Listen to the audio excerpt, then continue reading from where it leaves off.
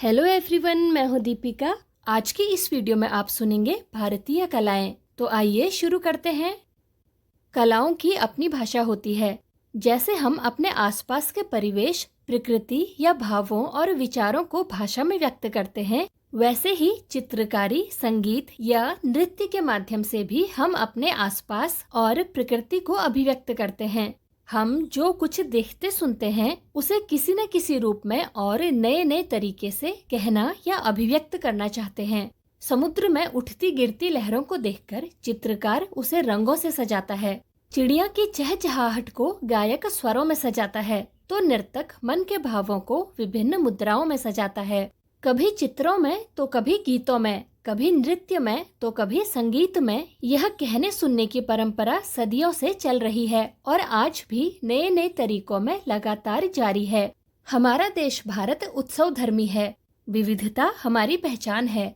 विभिन्न संस्कृतियों और विभिन्न त्योहारों के साथ साथ विविध कलाएं भी हमारी अनूठी पहचान है। आपने देखा होगा कि भारत के अलग अलग राज्यों की अपनी अपनी विशिष्ट कलाएं हैं। आपने यह भी देखा होगा कि हमारी कलाओं को त्योहारों, उत्सवों से अलग नहीं किया जा सकता। ये कलाएं जन्मोत्सव से लेकर शादी ब्याह, पूजा तथा खेती बाड़ी से भी जुड़ी हैं।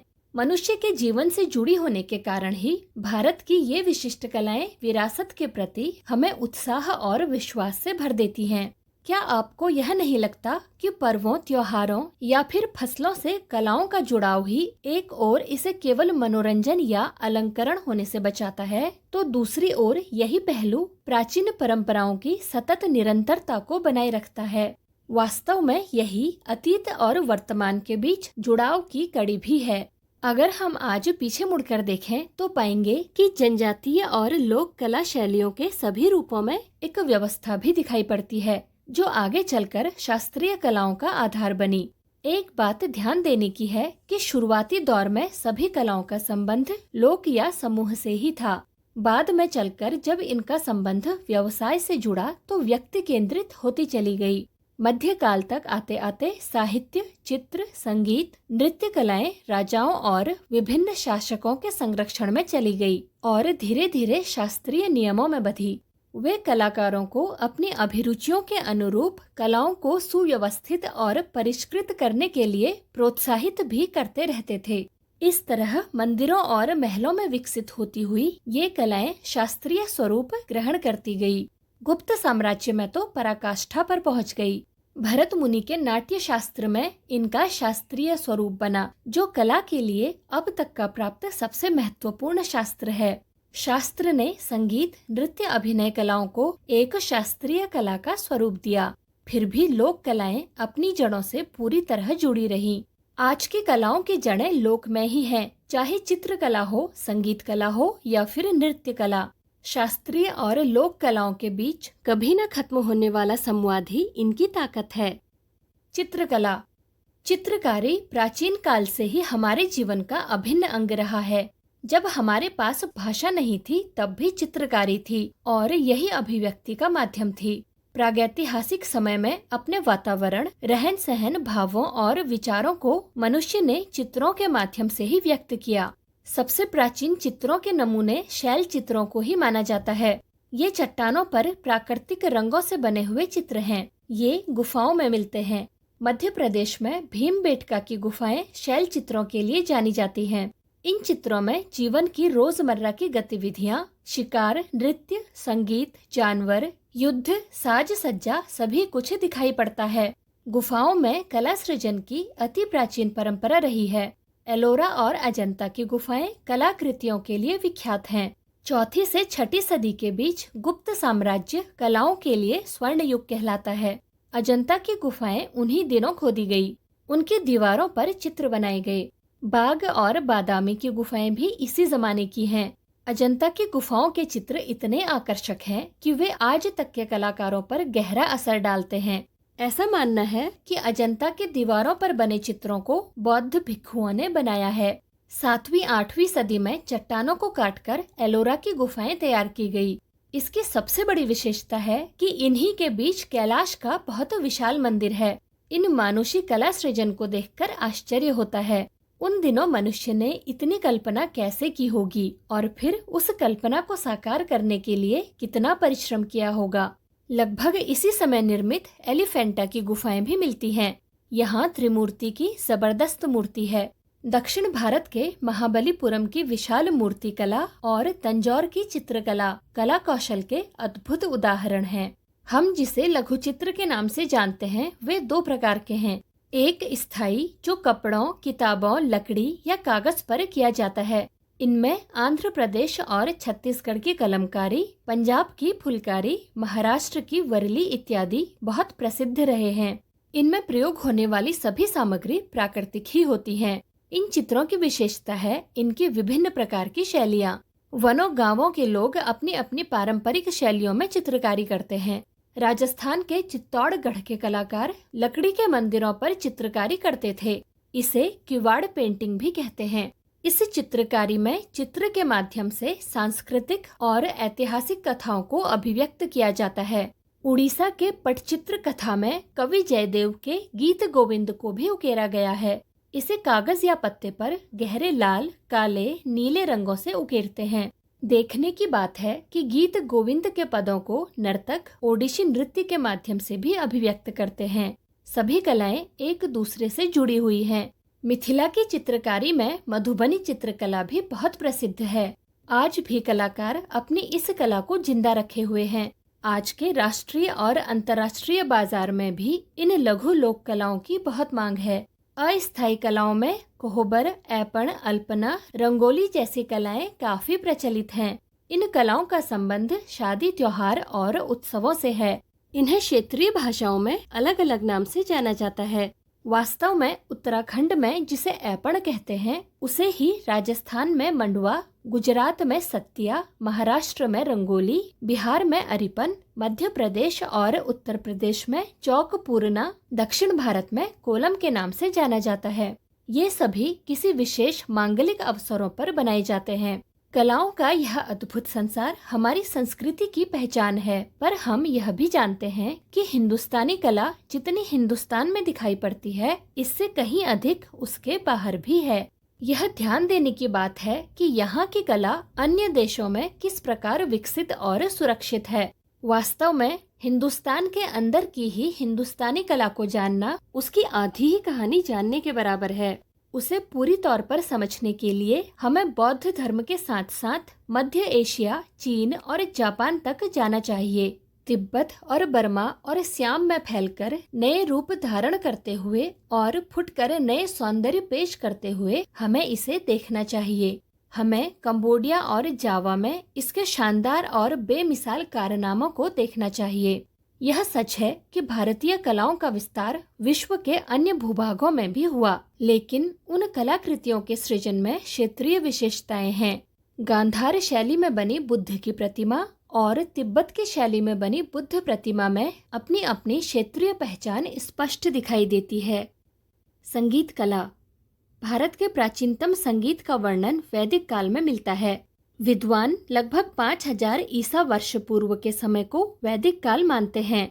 साहित्य संगीत कला विहीनः साक्षात पशुः पुच्छ विषाणहीनः, यानी साहित्य संगीत कला से विहीन मनुष्य साक्षात बिना पूंछ के पशु के समान होता है।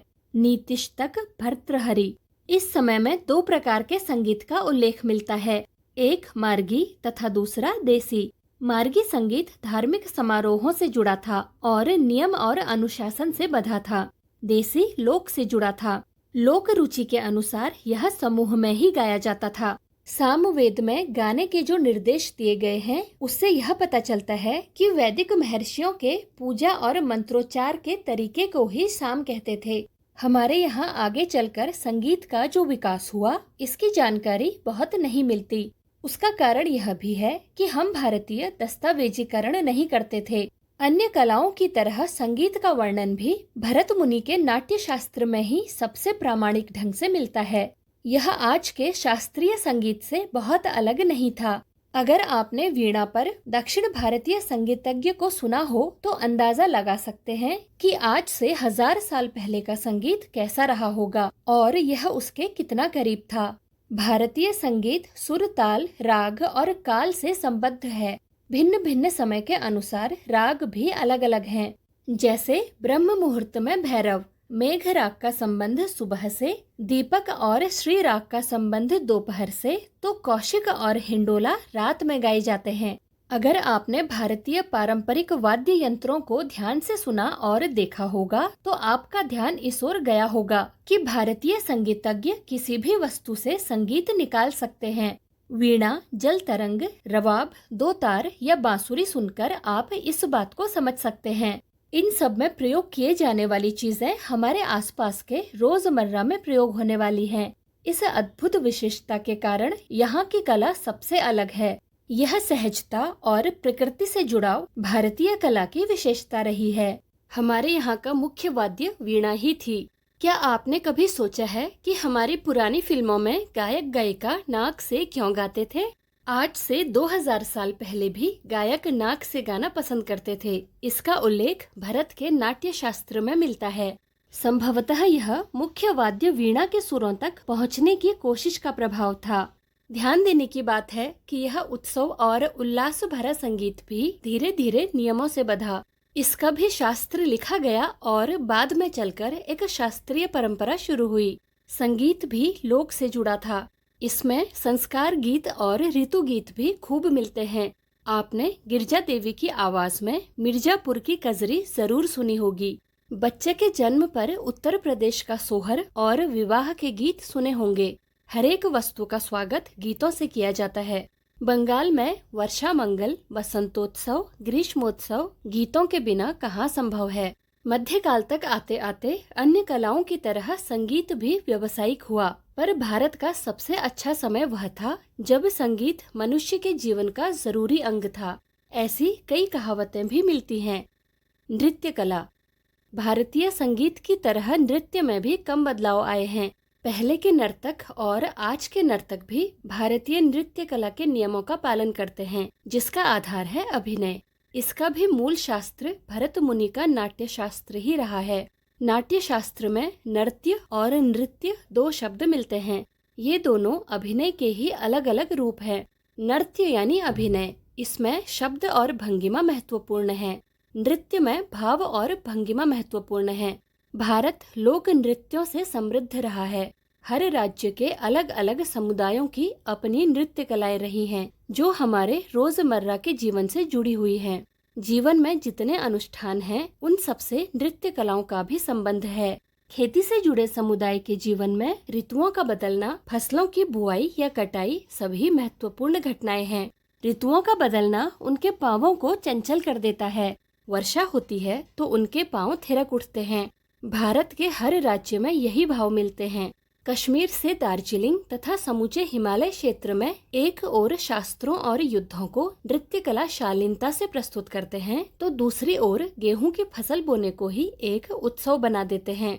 सभी लोक नृत्यों में एक गोलाई में नर्तक हाथ में हाथ मिलाए तरह तरह के करतब दिखाते हैं। पंजाब की महिलाएं गिद्दा करती हैं। राजस्थानी महिलाएं अपनी ओढ़नी से चेहरे को ढककर घूमर करती हैं। गुजरात में डंडियों के सहारे स्त्रियां गरबा नृत्य करती हैं। पुरुष भी डांडिया रास करते हैं, जो गरबा का ही एक और ऊर्जा भरा रूप है। महाराष्ट्र में मछली पालन से जुड़े समुदाय हाथों में हाथ डालकर एक दूसरे के कंधे पर चढ़कर एक पिरामिड सा बना लेते हैं। महाराष्ट्र का लावणी नृत्य अपनी अद्भुत ऐन्द्रिक आकर्षण के लिए प्रसिद्ध है। मैसूर में डोडवा कबीले के लोग बालाकल नृत्य करते हैं। इसमें रंगीन वेशभूषा के साथ साथ हाथ में तलवारें होती हैं। केरल के कुरुवांजी नृत्य को भरतनाट्यम का प्रेरणा स्रोत माना जाता है। गुजरात का टिप्पणी नृत्य भी समूह के साथ होता है। यह फसल की कटाई के बाद खलिहान में किया जाता है। लोक नृत्यों में भी निकोबारी अंडमान निकोबार से जुड़ा है। अरुणाचल प्रदेश में निशी, असम का बिहू, आंध्र प्रदेश का कोल्हम, तो वहीं पंथी और राउत छत्तीसगढ़ तथा झारखंड के लोक नृत्य हैं। गुजरात का गरबा और रास टिप्पणी, हिमाचल का नागमेन और किन्नौरी, बंगाल, उड़ीसा, झारखंड का छाओ उल्लेखनीय है। अलग अलग राज्यों के ये नृत्य भिन्न भिन्न नामों से जाने जाते हैं, पर इनमें एक समानता भी है। ये सभी नृत्य समूह में होते हैं। सभी का संबंध प्रकृति और जीवन से है। सभी में स्त्री पुरुष एक साथ मिलकर नाचते हैं। राज्य की सीमाएं भला कला को कैसे बांध सकती हैं? ध्यान देने की बात यह भी है कि नृत्यों का संबंध विभिन्न धार्मिक अनुष्ठानों से भी है, पर यह किसी एक धर्म में नहीं बल्कि लगभग सभी धर्मों में दिखाई पड़ता है। भारतीय लोक इसी तरह थिरकता हुआ कब शास्त्रों और नियमों में बंधा, यह ठीक ठीक तो नहीं कहा जा सकता, पर इसका भी आधार भरत मुनि का नाट्य शास्त्र ही है। विद्वानों का यह मानना है कि लोक नृत्य से ही शास्त्रीय नृत्य विकसित हुआ है।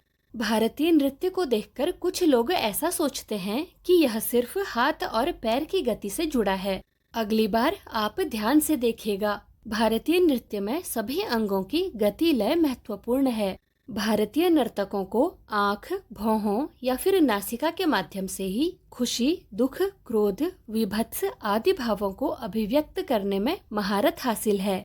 इन्हीं भाव भंगिमाओं के जरिए महाभारत और रामायण जैसी कथाओं तक को कह देने की परंपरा नृत्य कला में मिलती है।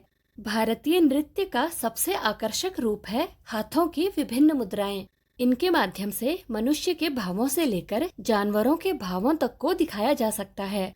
इन शास्त्रीय नृत्यों में मुख्य रूप से केरल का कथकली, मोहिनी अट्टम, उत्तर प्रदेश का कथक, आंध्र प्रदेश का कुचिपुडी, उड़ीसा का ओडिशी, मणिपुर का मणिपुरी, कर्नाटक और तमिलनाडु का भरतनाट्यम मौजूद है। असम के सत्रिय को भी शास्त्रीय नृत्यों में शामिल किया गया है।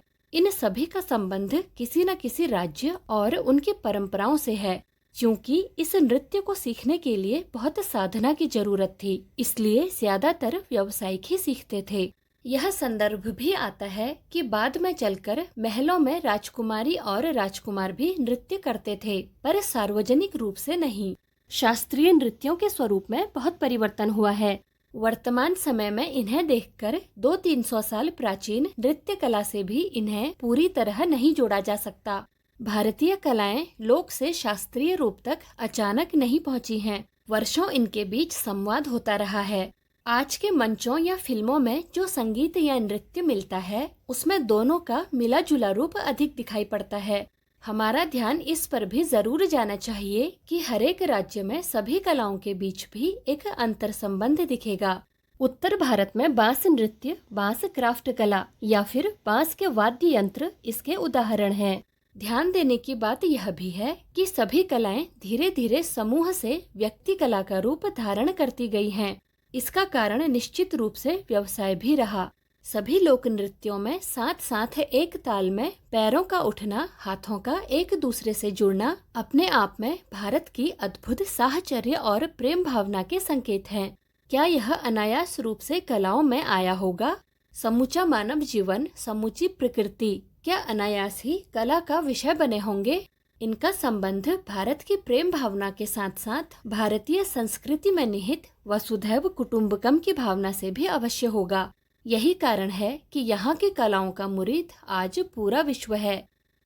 आज की इस वीडियो में बस इतना ही। वीडियो में अंत तक बने रहने के लिए आपका शुक्रिया। तो मिलते हैं अगली वीडियो में एक नए अध्याय के साथ। Thank you.